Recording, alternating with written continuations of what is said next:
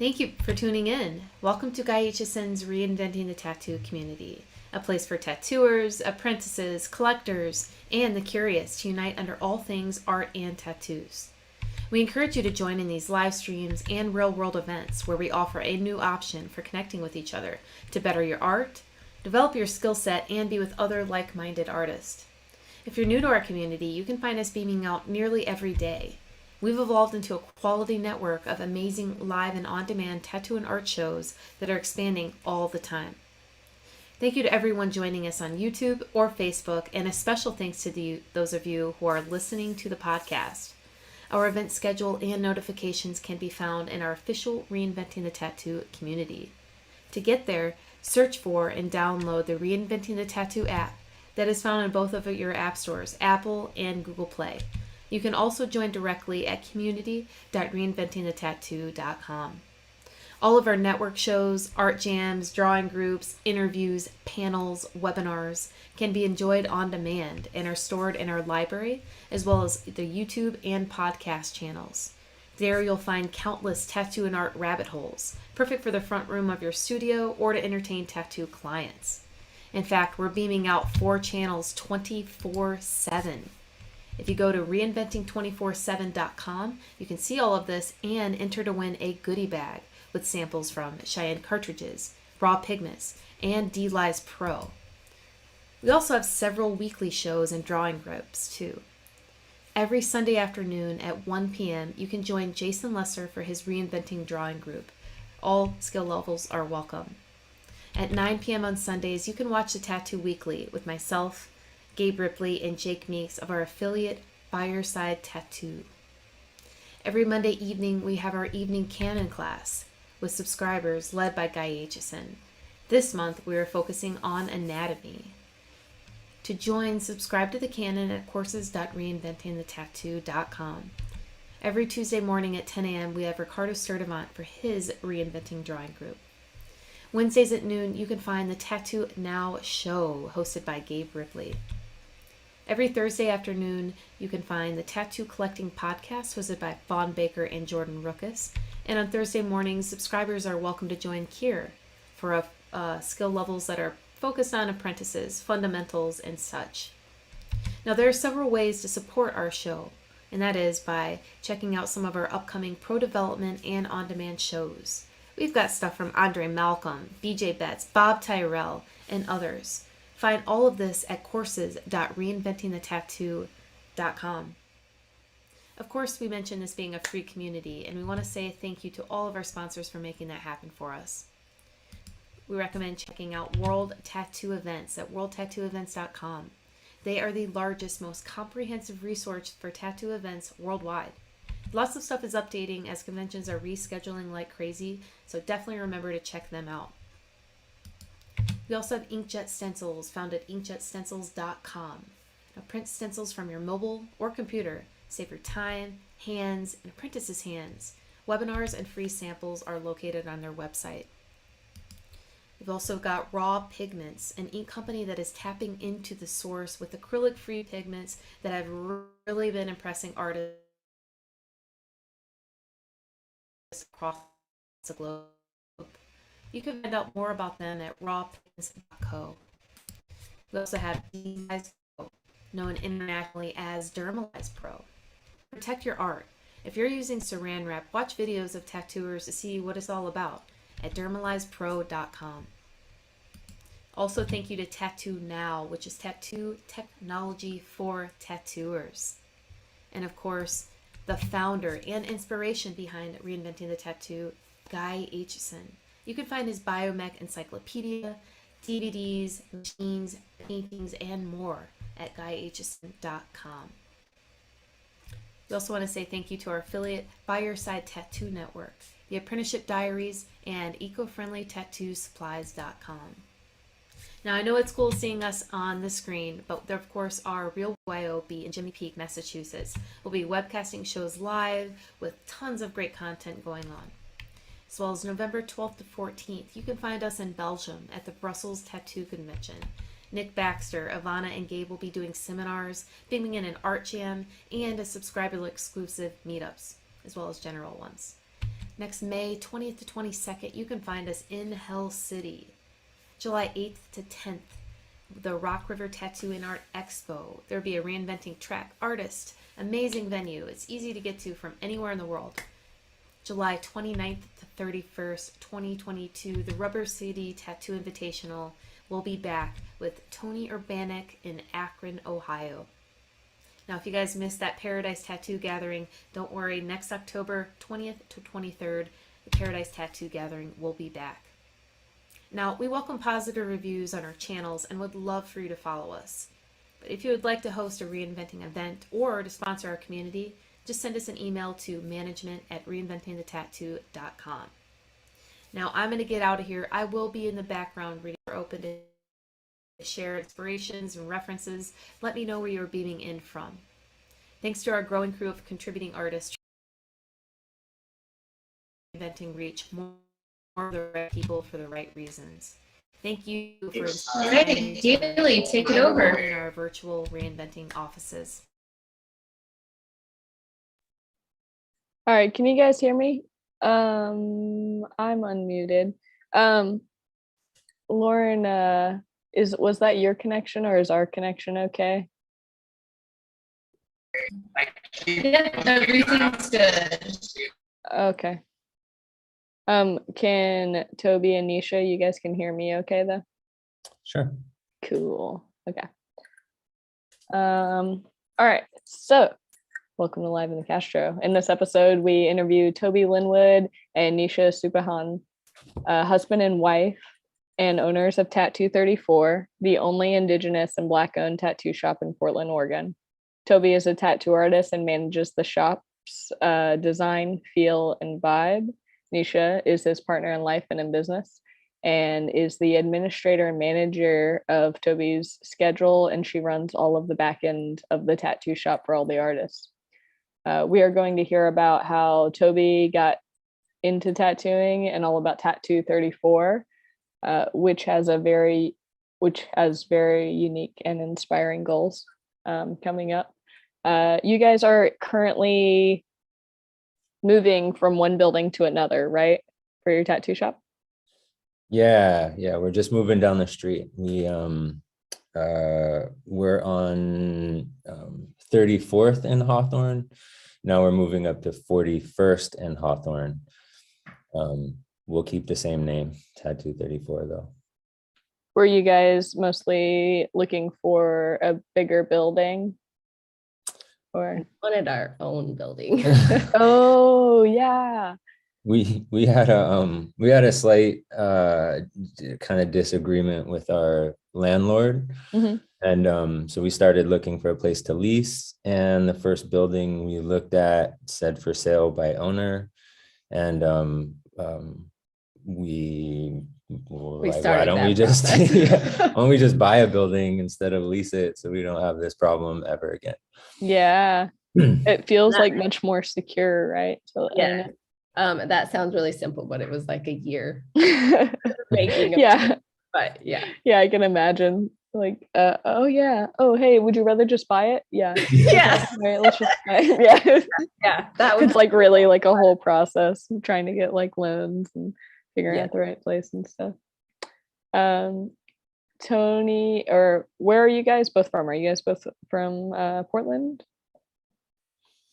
No, I mean, kind of, I was born on the Oregon coast, kind of grew up on the East Coast in Massachusetts for a little while, moved back to Southern Oregon. I met Nisha at that time, and then moved down to the Bay Area for a little while, and then up here to finally Portland. Cool.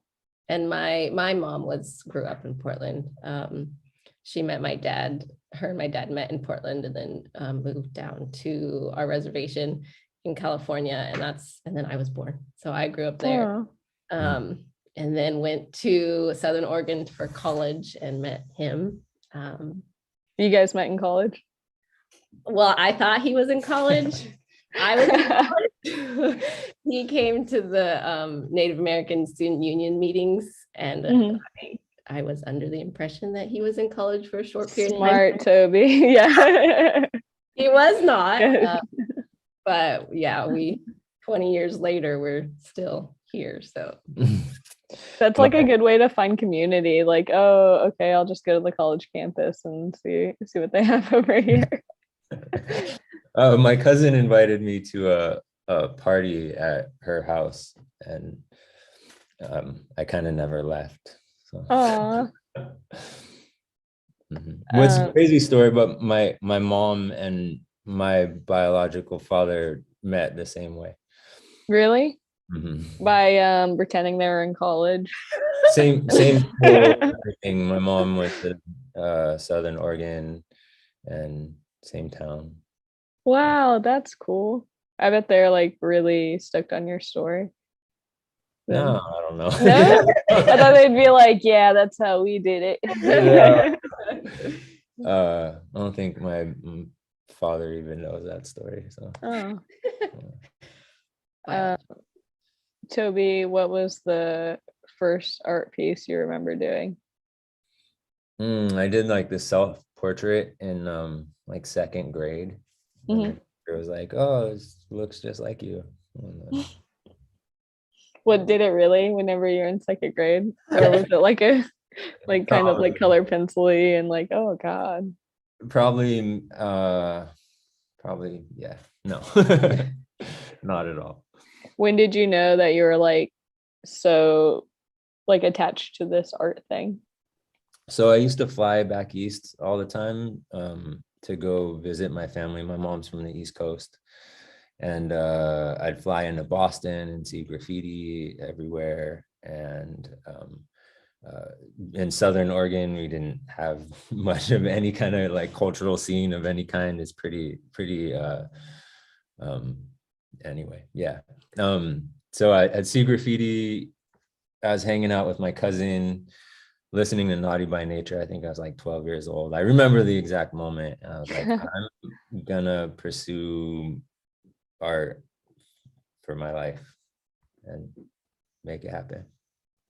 Yeah. Did you start working on it immediately? You were like, this is my shit. No. No, No, like, not at all. It took wait, I'll get there. Yeah, it took a long time. I mean, I was kind of fuck up, like got into selling drugs and got into, just I had a son at 16. And my boss at the time, I worked at McDonald's for a very short period of time. But he was a graffiti artist, and he's like, don't do this shit. Like, what are you doing here? And so we'd go hang out, and he was a couple years older than me. And wait, was he saying don't do this shit as in don't do graffiti or don't work at McDonald's? Don't work at McDonald's. Yeah. He's like there's another, and I had no idea what I was doing with my life. Obviously, it was just a kid, but that's when I was like 15, I think, when found out my girlfriend at the time was pregnant and was gonna have a baby, and so I needed to figure out my life, what I was gonna do next, and I knew I had to pursue art or something. Actually, the first business was with a friend of mine right around that same time, and we started this company called 3/4 Designs. Which is actually where the numbers 34 in our business come from. We actually a whole bunch of coincidences, but it was also on 34th Street, and I was 34 when we bought it. So like all of these numbers, 34, like that's. I feel that way about numbers. I totally understand that. I'm like, yes. All the numbers aligned. Yeah. But yeah, so I started, me and a friend started this company in a small town, and we basically didn't say no to any jobs that we got asked to do. And the first job we did was like for this record store, and he wanted like a mural on the back of the building. We quoted out the job for like, I don't know, $300-400 or something, and he wanted. Is that like before or after paint?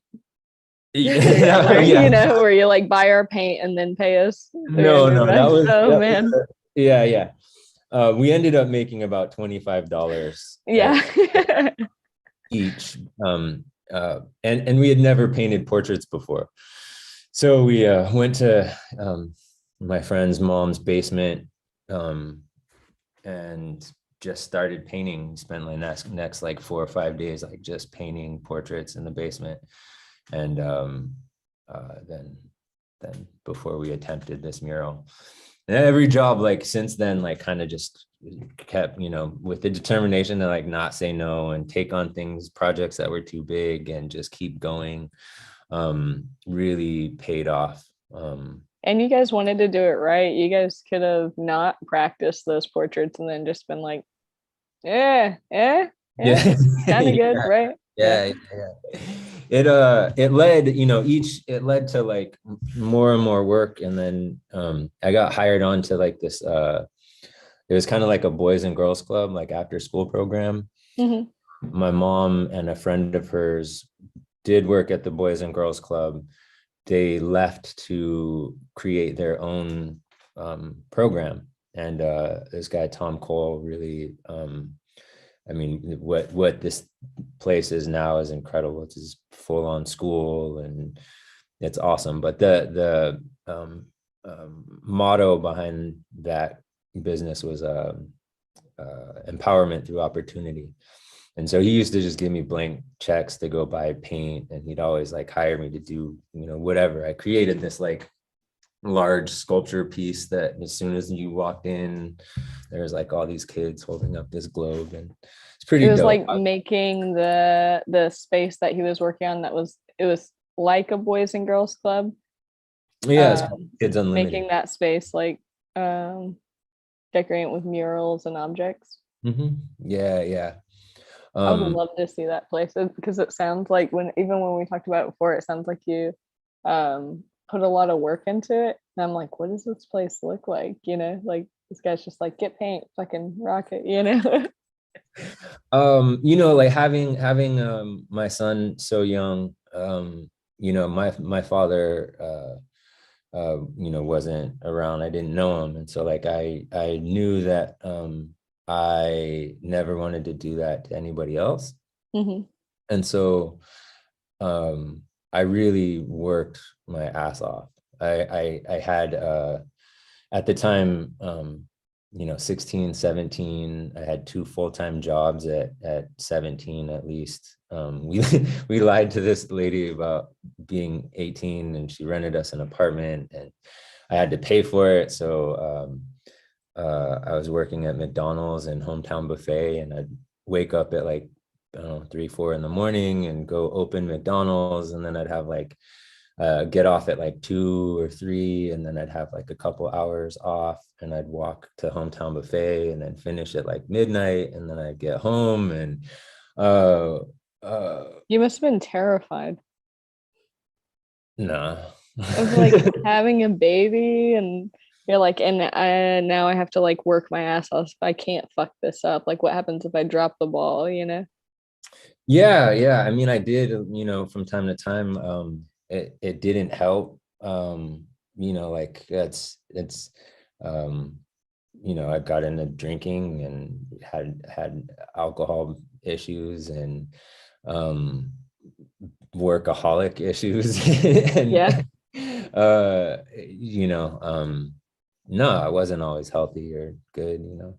But that's kind of how we got here too. Like literally is that he's not terrified. I'm the one that takes on the terror and he's like, oh yeah, let's do this. And then I'm like scrambling to figure out how to do it. He's like, oh, let's do this. It'll be fine. It'll be great. And I'm like, oh my God. So that's why I wanted you to come on too. Cause it's like, all right, yeah, Toby's a great artist and a lot of artists are pretty unorganized, you know what I mean? And like, we do have like, yeah, great ideas, but executing those like as like a business owner over here, like trying to figure out some things is like sometimes feels impossible. And I'm like, oh yeah, that's amazing. You know, like it's cool you guys are a team. Like it's like the best way to do it, probably. It's like actually execute these things like a little bit smoother. Like, yeah, Toby, like I'm sure you could, you know, rock a tattoo shop by yourself. But man, wouldn't it take so long and like nobody to bounce your ideas off? And I don't know how you guys work. How Fuck yeah, we would be absolute fucking pirate ship and reckless and like there's no licenses anywhere. Nothing's No. up to code. The Yeah. fuck. It would be a mess. Nisha is incredible in that respect. Like, definitely, like I'm like macro thinker and like micro thinker, and so I'll think these big concepts and ideas, and she'll like, all right, we're gonna, pay taxes, and Yeah, and you're like, what taxes? Yeah, and a lot of the time, like I don't like. I mean, I obviously like. Of course, I want to pay taxes. We went Whoever. to building. In case government's listening, yes. Of course, we love to do that. Yeah. Yeah. But like, we just bought this fucking incredible building, right? Like I couldn't imagine, it's as soon as Nisha, we when we decided to buy the shop, the owner of the previous shop, they weren't tattooers, they're just real like older couple tattoo enthusiasts, and they were amazing. Fucking Kenny and Kathy, if you're out there, I love you guys. Sorry I haven't called in a really long time. But they came to us and they went to everybody in the shop. There's 3 of us, and they're like, hey, we're thinking of selling the shop. Are any of you interested? And I had told Nisha about it, which I'm not sure if it caused a fight, probably. But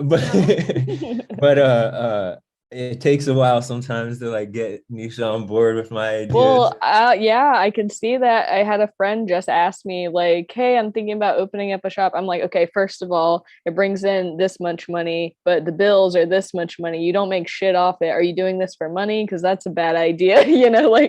Like I was trying to like put it nicer. And then I'm like, oh, and then have some money in your savings in case anything goes wrong because your business leaves. Oh, and by the way, then you have to pay taxes. Like, what are you doing? Like, that's what I said. That was my first thing, because he was like, yeah. And I was like, how much do they make? Like, what after expenses, after everything? And he like shows me the numbers, and it was like literally $2,000. Like, yeah, it's nothing. $2,000 over about love. Yeah. But for me, I was like, all we were living on at the time, because we had babies and foster kids and stepson. We had 5 kids, and my grandma, I was taking care of my grandma. And we were living off of his tattoo income completely. Mm-hmm. So in my head, which was very small. Which was very small. Yeah, very and small. I was like, $2,000 over what we're making now, or what he's bringing in by himself now. Like, okay, like that'll cover something. Right? It's $2,000 more.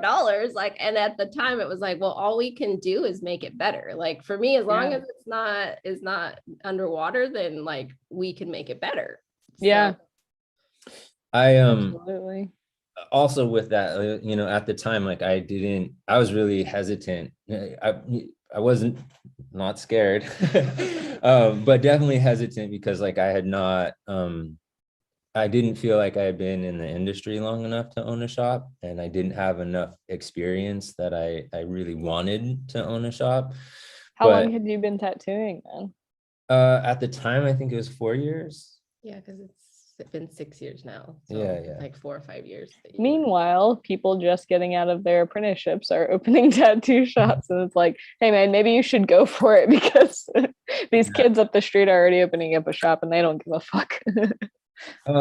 Yeah, and he really did. I mean, that was yeah. He was like, no, I don't, like, I haven't been. And for me, like, because I managed businesses and I ran businesses, and I'm like, well, I can run the business. Like, I don't know the tattoo side of it, like how it functions in the industry, but I know I can run a business. So. Yeah, there's definitely those two sides, and they're like very strong, right? So that's how you got into it? You were managing other businesses before? You've done it before? Well, you're like, yeah, I "Oh, I've got managed this." a photography studio in San Francisco. Mhm.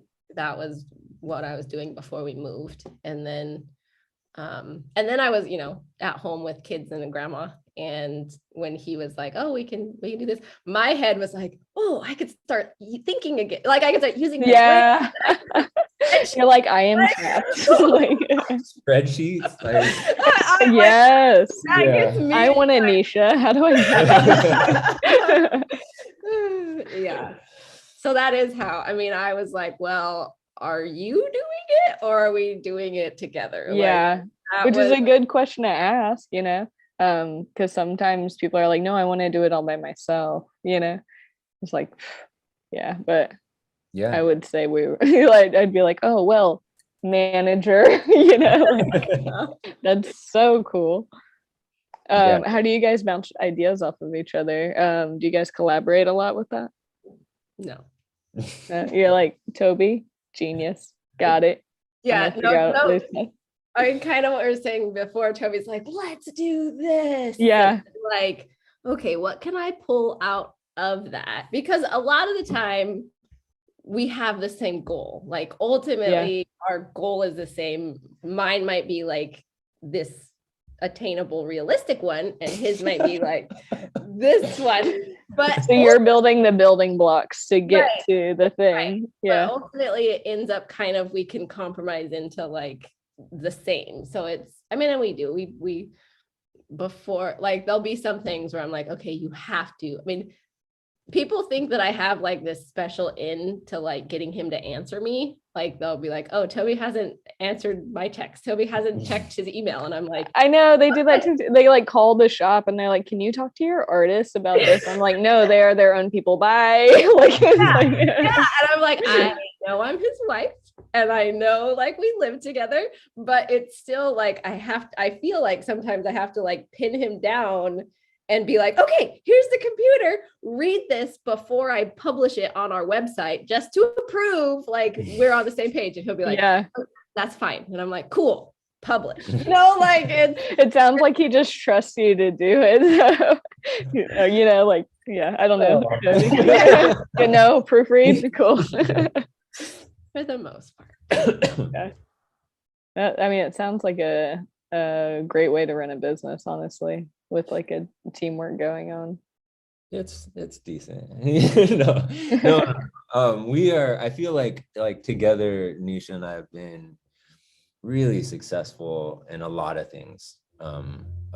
We invest in real estate. We've done, a lot of charity and community stuff. And we've raised good kids. Yeah, we have a huge household right now, which is really awesome. You still have a lot of foster kids and children? No, we have our birth. I gave birth to 3 of our kids, and then our god kids and my best friend are with us at the moment. So whoa, cool big house. 11 people in our house. Do you guys like it like that? I do. I get to leave and go to work though. Yeah.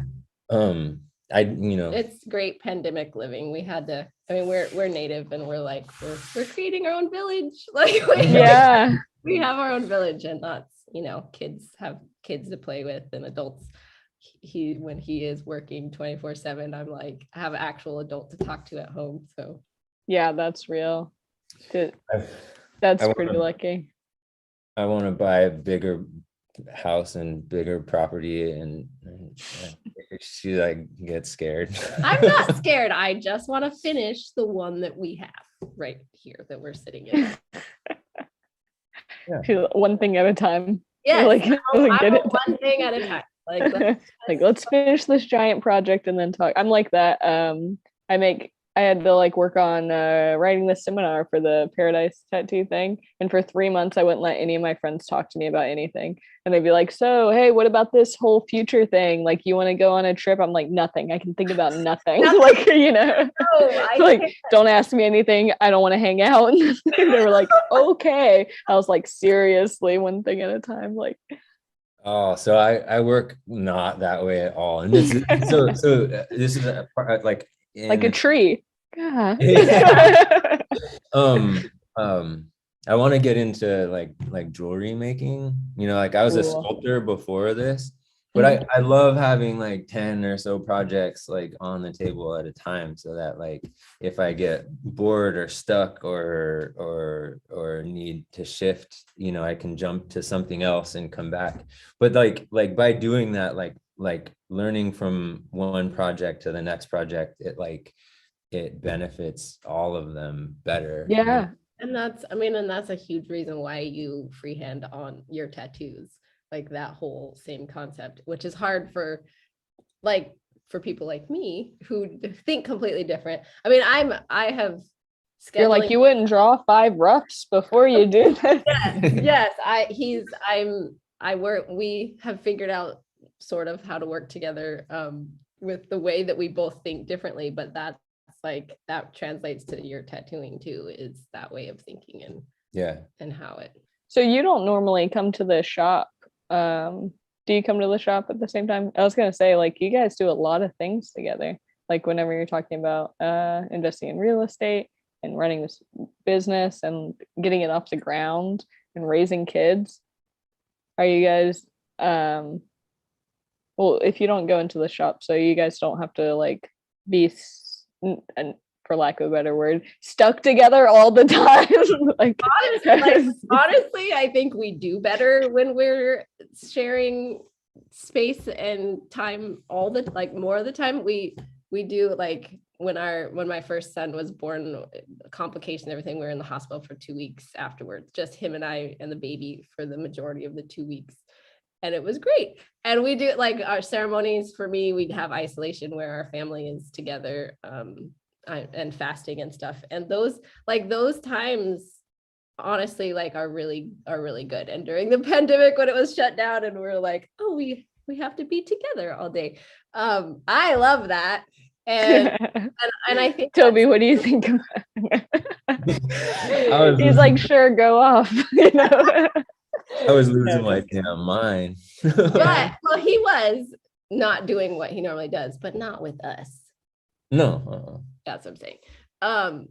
But like running the shop or owning the business together, like actually gave us like a project to work on together. Yeah. And that's a mutual goal probably is like super helpful in relationships. Like, I mean, project that sounds awesome. It's helped because it's like he was saying before, like the workaholic thing, and having kids and all that stuff. Like when he was tattooing and we didn't own the shop and I was home with the kids and grandma, like we didn't see each other. Like we barely saw each other. I mean, because he probably felt less like a team too. Like you're like, okay, you're going to this world and I'm in this one, and then we just like come back for the home world. Yes, very much. And especially in the beginning, like nobody tells you that tattoo artists like have to work nights and weekends. Like, like, oh yeah, we charge this much an hour. I only work for 4 hours a day. And it's like, okay, but then preparing for that and then like staying late and like doing all, yeah. Well, and when you don't have, when you're just starting and you don't have clients and to, be available when people aren't at their 9-to-5 job, like I didn't realize that. Like when he was like, I'm going to be a tattoo artist, I'm like, okay. Having kids and him being gone nights and weekends, I was like, this was the worst idea ever. Yeah. So Toby, whenever you are doing your freehand work, why do you like to do it that way? There's a lot of the time, right, people have this idea or concept of the tattoo that they want, and then they'll come in and then change their mind, after you've already drawn it, and they're like, that's hey, like to the day of, like, I'm thinking I want to add, this thing or this thing. Or every fucking time. Yeah. Not every time. And I'm not like, I'm just not that, if like I had the chance, if somebody's like, here, draw this thing, right, like I would continue to work on it until, they showed up to do the project. Need the pressure and the timeline. Right? Yeah, I feel so that. If I'm sitting with somebody and they're like, hey, also when I first started tattooing, I was like, messy, sloppy tattooer, getting ink everywhere and Yeah. rubbing stencils and fucking it all up. And We're like, yeah, let's just go. Yeah. yeah, so I got in the habit of like, like having to like redraw on, just drawing. Oh, that makes sense. You like already got rid of half of your stencil halfway through, and then you're like, Yeah. yeah, And I'm like, oh, fuck. It happened once real bad, and that the stencil like was gone, and I was like, fuck. I was like losing my mind, sweating through the tattoo and like freaking out. And I was like, I just don't ever want to do that again. I don't want to be in that position where I don't feel comfortable doing this tattoo. yeah. And so it just kind of developed into that. And over time as I've done it, like it's such like a more collaborative project, with the client, because they're sitting there and I'm working in the commercial art world. I'm used to being told no all the time. I've done anything from like graphic design to sculpture work and a whole bunch of other shit for pretty big clients. And I'm just used to, like, no, no, no. So like real easy about like working with a client to pinpoint what they're wanting pretty quickly. Yeah. And I got into that, in this whole other industry and field. And so being able to bring that into tattooing and apply that to the same thing, where I'm sitting with the client and I can really like kind of figure out what they're asking for pretty quickly and be able to deliver on that. Do you use like 3 different color markers whenever you're doing it? Like, are you like the kind of person who does like the yellow, red, blue or something? Yeah. So then you can be like, oh, okay. Or like, oh, is it like this? And then they're like, yes. Yeah. Like, how's this? Yeah, definitely. Start with yellow, orange, and I use brown generally. Red, I've noticed, like leaves like an irritation in the skin more so. It does kind of mix with the ink sometimes too. Yeah. I've noticed every time I've used like red, like people will have like some kind of allergic. It will, like, the healing process can take longer. It will itch like hell for them. And so that's a really good thing to pinpoint. And Mhm. yeah, that's true for like even like red food coloring and stuff. Some people get headaches from it. And yeah, you're right. We should probably not use red. Good job. Yeah. I'm like, oh yeah, I'm not gonna stock those anymore. Yeah. I'm actually hopefully gonna borrow from Dan Gilsdorf at Atlas. I don't know if you follow his Instagram at all, but he has a technique where he uses a paintbrush and ink and that sounds nice. I don't want to share too much of his. Is that liquid violet stuff? It's what is it? Like this liquid violet stuff?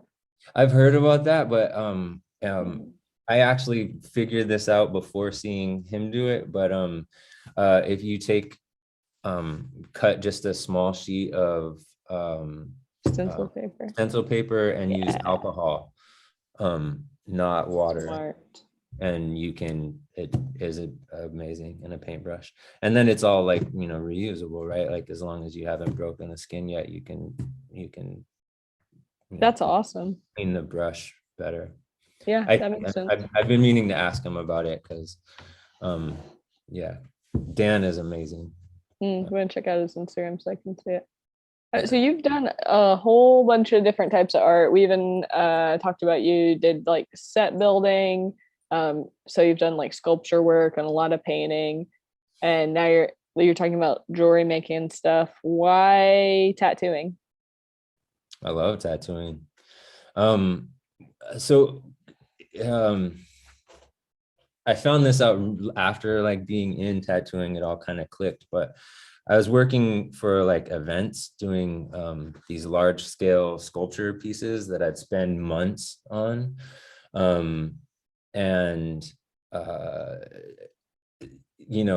There was like really kind of no appreciation for it. people would like, oh, like that's cool, and then like walk off to the, whatever event they were going to. And after the event was over, a lot of this stuff would just get tossed, right? And so Like disposable art. yeah, working in events is like pretty fucked up. There's so much waste in it. And I went to the Olympics in Beijing, and they spent like $10 million just in airline tickets, like, and then all not counting all of the shit that like after the job's done is just, what are you gonna do with Damn. 2008 Olympic swag, fucking toss that shit. Yeah. So after getting into tattooing, tattooing in Vallejo, I did a lot of like memorial tattoos. And I've always felt there's like tattooing is like a sacred thing, right? When you're tattooing, someone's loved one or somebody's child who passed away, it only matters between, like you're only helping that client with some trauma and some healing that they're going through. And you can take me kind of out of the equation, and you're helping somebody else with something, and that like that connection, and that there's just something really important and special about that, I believe. It is really, really personal. Like I can't think of any other form of art where we're like sitting down one-on-one with people, like, and being like literally in their skin, like. Yeah. That's pretty wild. Yeah, totally. I'm looking at some of your art. I have screen share up right now. I don't know if you guys can see that. Can you see that? Okay. I have not posted anything in like since March 2000 something. Do you have a favorite piece you want me to click on? You don't have to. I can get out of here. You're like, get out of there. No, just kidding. He hasn't posted anything new in like 2 years. Yeah. But it's beautiful. And also, you should get on your posting game. Jeez. Yeah. I really do like this piece that's up above there, one of the first ones at the top up there. They're kind of like go up. Should I go up? Yeah, the tribal poly stuff. Oh yeah, what's up with that? It was really cool. Yeah, this guy Bogdan, amazing dude. But it's like he wanted to incorporate like some Romanian designs with like poly designs, and then he's like, also this is your work too, so put some of your designs in there too. So it's kind of this collaboration piece. And yeah, sorry, no, that's all not finished. No, but it looks awesome. Like this stuff, like I've never seen anything like that. That's so cool. That's like that was like these Romanian tile designs. Oh wow. Yeah. I wish I had posted some of the finished work. I think it's on. To check your date from when the last time you posted. I'm like, what's going on here? March. You must have got tired during the pandemic, like a lot of us did. You're like, no more. Yeah. That was a really hard time in my life, for sure. Yeah. It's where I I've been struggling with alcoholism and addiction issues, since 12, Mm-hmm. And we got some, we were getting like praise and acknowledgement for, being a Black Indigenous owned space. And I realized at that time that I had a lot of shit of my own personal self that I needed to clean up. I'm not perfect in any means. And so I went into sobriety, and it's been a long journey. Yeah, you did that during pandemic time and stuff. Mm-hmm. Oh, congrats. You did so good. I have a couple of friends going through that, and it looks hard, but it also looks like so much better of a life than what was happening before, you know? Yeah. I mean, I feel like I've had a very beautiful and blessed life, and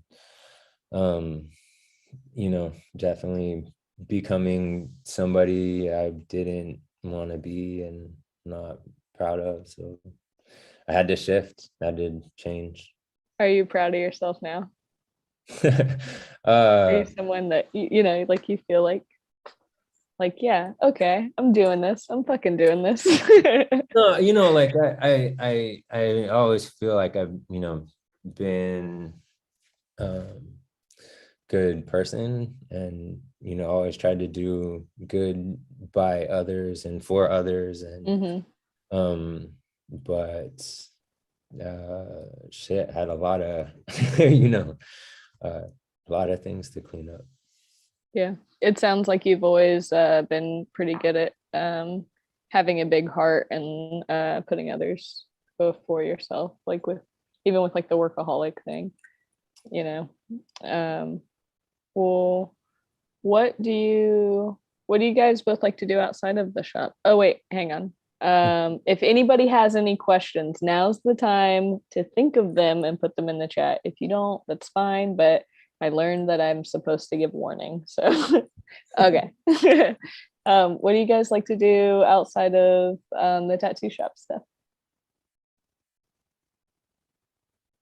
Hang out with our kids. Definitely. I don't know, be in the mountains. My mountains. Snowboard and travel. I don't snowboard all that often, but travel when I can. That's a kind of what I'm hoping to do here pretty soon. Hit the like 10-year tattoo mark. I'd love to, I didn't want to like kind of take on the responsibility of training anybody or teaching anybody or apprenticing anybody until at least 10 years. Yeah. And not saying that I'm ready now by any means. I still feel like I got a fucking long ass way to go. But we bought this place, and I can see kind of a light at the end of the tunnel, like not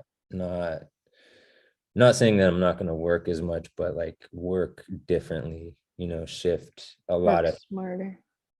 Well, the rad thing about this building is like there's 2 apartments upstairs too. There's a 1-bedroom and a 2-bedroom, and then there's the tattoo floor, and then right now we're in the basement, which is unfinished, but I plan to finish this out. This will be kind of a conference like learning place, where we do like seminars and whatever else. Yeah. But definitely for the artist in-house. You were like second education, like how people go through tattoo school, but then do like kind of a secondary education thing where you do like host these seminars, so people can get a leg up. Like, yeah, we want to I mean, our focus is going to be on like women and BIPOC and other marginalized persons, that give them a space to once they get out of school, that we can really help get them to the next, and diversify the whole tattoo industry. Absolutely. Portland especially. Yeah. Oh, Portland needs it worse than anybody. No, maybe not worse than anybody. I don't know what Arkansas looks like, but yeah. So that's the goal, and that's the concept anyway. We're doing a seminar tomorrow with Kelsey Colors, and that's pretty much just in-house, just for our artists mostly, and a couple friends. But do you guys think you'll start live streaming stuff so people around can tune into your like hosted by tattoo? Yeah. We haven't thought about that at all. I'm still thinking about this building. Yeah. So Yeah. but I'm still, I mean, it's yeah, we definitely have bigger goals, but I'm like, I can't think about, but yeah, like, You're like, yeah, you were trying to finish this project, this big project. That makes sense. but eventually, totally. I mean, we doing something that can be the share is. You guys should talk to Gabe and get her entwined with this tattoo now and everything. I bet he'd be like, oh, I hope you live stream it. Oh yeah, we can put it on our site if you want. Post it on you guys. That would be amazing. That would really be I don't know why that was my impression of Gabe. That's so bad. That's so bad. He's very fucking nice and sweet, but I bet he would like love to help try to figure it out. I'll ask him about it, but whenever your building's done and not adding too much pressure, if you guys want to ask. Yeah. I mean, that's like talk about things that like I really like to do or I like to do. Like I love to learn. Like I hope to So do I. to be a student forever. And part of this space is like I want to have a really nice full library of books. I have a pretty good collection and pretty like rare shit that I'm super That's stoked so on. cool. And I want to down here, you know, will be more conference area when I finish it out, where we'll have like, you know, TV monitor where people were giving presentations and like really like breaking shit down and studying it. And even if it's, you know, I know for us in-house, like the plan so far is we're going to really like get into studying and breaking shit down here and figuring it out. And so I can learn. And so, you know, I can help, you know, pass on or facilitate that learning for others too. So That sounds awesome. You could get like subscriptions to the seminars. Like Guy Atchison has this like whole thing set up where he like saved all the seminars and he like do the subscription. Then you could just play them all the time too. You're like, yeah, I'm nothing's happening right now, but we have these sweet seminars playing too. Yeah. I want to come up. I want to visit. I want to know all about it. Anytime. Well, that's part of it. So the apartments upstairs will be Airbnb apartments in the future. Right now we have our shop manager is living in one, and then one of an artist that just moved here and is going to work with us is renting out the other one. Cool. But that's like the idea and plan too, is to have have like guest space and stuff. That's so good. And for clients who want to come get tattooed, and you're welcome anytime. Hell yeah. I'll come up, and the skate parks are great there. around there. All right, last time we talked, you told me a little bit about the Indigenous tattoo revival. Can you tell us a little bit about that and what that is? What's Yeah, I mean, I honestly don't know enough to really talk too much about it. But I know there's here in the Pacific Northwest, there's a handful of people who are really trying to not trying, they're doing it. They're going back and figuring out old ways, old teachings, and putting those into practice. And that, you know, the shitty thing about like being here in Oregon is like some of the laws and you know, how do you you know, work in a traditional way and when they have these weird standards and laws that don't actually like go with these customs and don't apply. Yeah, I don't know how much to get in to talk about all that stuff, because like yeah, that's okay too. Yeah, well, you know, there's a lot of I'll just leave it at that. Cool. Yeah, I just know it sparked your interest before, and you're talking something about, if I remember, like carving and how that relates to it too. Oh, just something I learned about like I don't know, Yeah, I don't want to go into that. Okay, that's okay. So, Either way. okay, so are there any questions out there? Lauren, are you still there? Let me look on the page real quick if I can't. I noticed her connection was weird before. Mhm. I wasn't sure. Let me see if I can get to it real quick just to. Yeah. So you skateboard? Yeah. I have been doing that for like 25 years and I love it. And every time I take a road trip, I like have to break it up into it's really a skate trip, you know, like there's no way around it. Whoever's with me is stuck with me. Have you ever skate Burnside? Yes, I have. I have a pretty good line at Burnside, which is a horrifying park and everything's very large. But I'm pretty proud of what I can do at Burnside. Like I can go up that wall and like big spin down off the hump and then like hit some coping on the way back. And I was like, all right, yeah, fuck yeah, I did it. You know, like it's such a intimidating park, but it's also such an incredible park. Do you know much about the history of it at all? No, not really. Just interesting fact, but my cousin is Osage Buffalo who helped build it way back in the day. That's so cool. He's one of the original. Yeah. It's all homemade completely, right? By the community and everything. Yeah, I mean, I don't honestly know too much about its history, but that's really neat too. I can't get to the chat, so you don't get any questions, but that's okay. Do you snowboard too? Huh? Oh yes, and I actually shattered my spine on like this 9-foot launch ramp. So I had like 3 of my vertebrae crushed and like one of them like rotated in. But I do snowboard still, but I do not do ramps anymore. And I don't go too fast anymore. I kind of like get freaked out.